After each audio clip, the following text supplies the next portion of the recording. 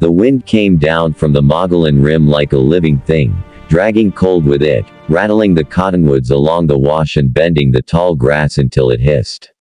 The man had been riding since dawn, his horse flecked with foam, his own lips cracked from thirst. The baby in his arms stirred and let out a thin cry, more breath than sound. He tightened his hold, shifting the small bundle closer to his chest, as if his ribs could lend warmth where his coat could not. He had not planned to be carrying a child across Apache country. 3 days earlier, the baby had belonged to a woman named Mary Collins, a homesteader's wife with tired eyes and hands always red from cold water. Bandits had come at night, not Apaches as the newspapers loved to say, but desperate men with guns and hunger. By morning, Mary was gone, her husband buried behind the house, and the baby left wailing in a cradle turned on its side. The man, Jonah Cole, had found the child while tracking stolen cattle. He had no milk, no woman's knowledge, only a canteen half full and a stubborn will that had kept him alive through worse. He had tried the forts first, but the nearest one was 2 days east, and the baby would not last that long without nourishment. Jonah had tried diluting flour in water, mashing dried apples, letting the child suck on a clean cloth soaked in sugar water. None of it was enough. The baby's cries grew weaker, more frightening than screams. Each hour pressed Jonah closer to a decision he never thought he'd make. He turned his horse south, toward the red hills where the Apache camps sometimes stood, moving like ghosts from season to season. He knew the stories people told in saloons, stories meant to scare men into hating what they did not understand. He also knew a different truth, learned years ago when an Apache scout had saved his life during a winter blizzard and asked for nothing in return but a shared fire. Jonah trusted that memory now more than any rumor. By late afternoon, he saw smoke rising thin and blue against the sky. A camp lay near a spring, its water dark with reflected clouds. Women moved between lodges, children chased one another, and a few men watched the horizon with the stillness of hunters. Jonah dismounted slowly, keeping his hands visible. The baby whimpered, a sound so small it barely carried. A woman stepped forward. She was not old, but her eyes held weight. Her hair was braided, her dress patched carefully at the seams. She looked at Jonah, then at the bundle in his arms, and her face changed, not with anger, but with sharp concern. "What do you want?" she asked in careful English. Jonah swallowed. "Milk," he said simply. "For the baby." The camp stilled. Murmurs passed like wind through reeds. The woman came closer, her gaze never leaving the child's pale face. She reached out, not touching yet, as if asking permission with the space between her fingers. "Whose baby?" she asked. "Not mine," Jonah said. "Her mother is dead." The woman closed her eyes for a breath. Then she nodded and turned, calling out in her own language. 2 other women came, one older, one young enough that her cheeks still held softness. The older woman took the baby gently, checking its mouth, its skin, the way its head lolled. She clicked her tongue and spoke sharply. "She is starving," the older woman said.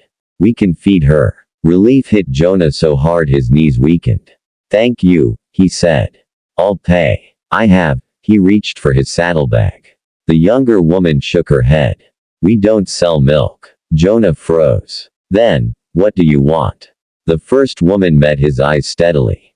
"We will give your baby milk," she said. "But you must marry one of us." The words hung in the air, heavier than the coming storm clouds. Jonah stared, certain he had misunderstood. "Marry," he echoed. The older woman nodded. "The baby needs a mother. We will not give life and then let it be taken away again. If the child stays, there must be a bond." "I'm not asking to leave her," Jonah said quickly. "I'll take her back. I just need." "You do not have milk," the younger woman said. "You do not have a wife. How will you keep her alive when you leave?" Jonah had no answer. He looked at the baby, now quiet as the older woman brought her to a nursing mother who had stepped forward without hesitation.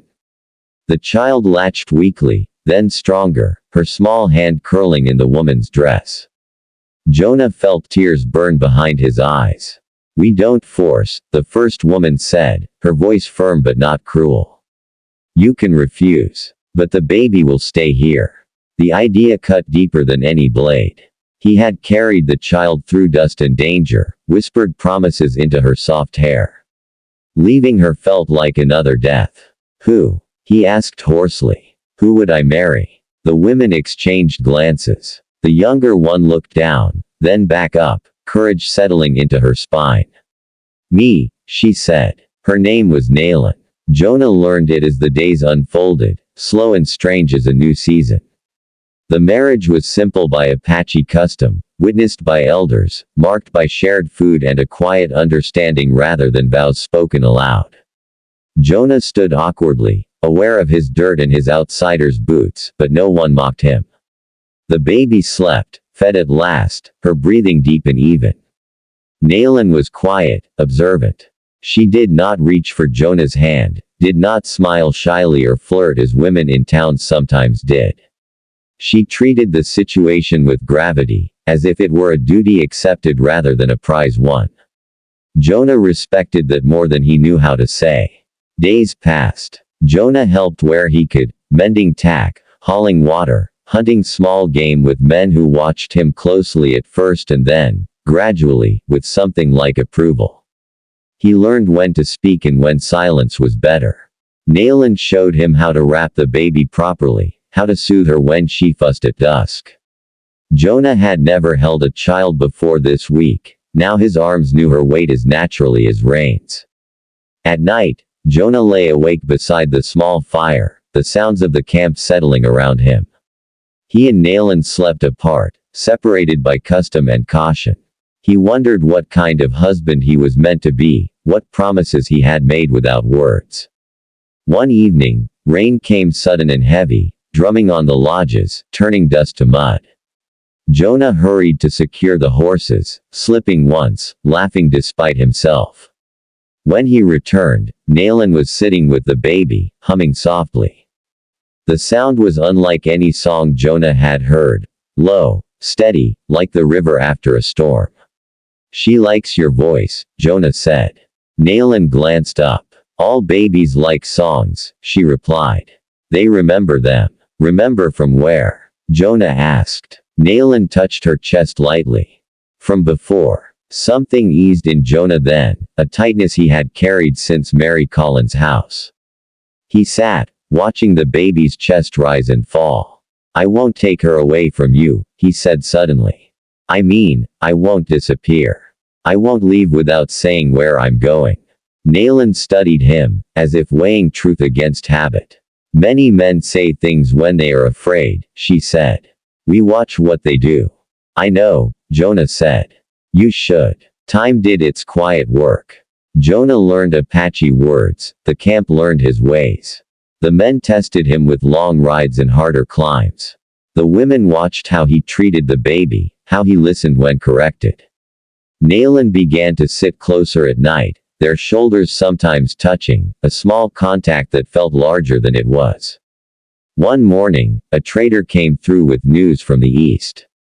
Soldiers were moving, treaties being discussed and broken in the same breath. Tension crept into the camp like cold under a door. Jonah saw Naylan's jaw set, saw the elders gather. "You should go," Naylan said later, her voice steady. "Before trouble comes." Jonah looked at the baby, now plump-cheeked and bright-eyed. "And leave you." "This was the agreement," Naylan said. "Milk for marriage. The baby lives. You go back to your people." Jonah shook his head. "That was the beginning," he said. "Not the end." She searched his face, perhaps for fear, perhaps for deceit. "Why would you stay?" she asked. He took a breath. "Because this place saved us. Because she needs more than one world. Because I don't want to be a man who takes and leaves." Silence stretched between them. Then Naylan nodded once, a decision made. "Then you must learn faster," she said. "The world is changing." They moved camp weeks later, traveling at dawn and dusk, resting at noon. Jonah carried the baby often, his shoulders strong, his steps careful. He learned to read signs he had once ignored, the bend of grass, the quiet warning of birds. He learned that love did not always announce itself loudly. Sometimes it was the steady passing of water, shaping stone over time. One night, as stars crowded the sky, Nayland placed the baby in Jonah's arms and sat beside him. "You can name her," she said. Jonah's throat tightened. "I thought, maybe you should." Nayland smiled faintly. "Two names," she said. "One from each path." They chose together, words blending like the languages they now shared. The baby stirred, then slept, her future unwritten and wide. When Jonah thought of the day he had ridden into the camp with fear and hope knotted together, it felt like another life. He did not know what the coming years would bring: conflict, loss, moments of peace hard won. He knew only that choices made in desperation could become foundations, and that family could be forged in the most unlikely places, held together by promises kept not in words, but in daily acts of care. The wind moved through the grass again, but it no longer sounded like a warning. It sounded like home.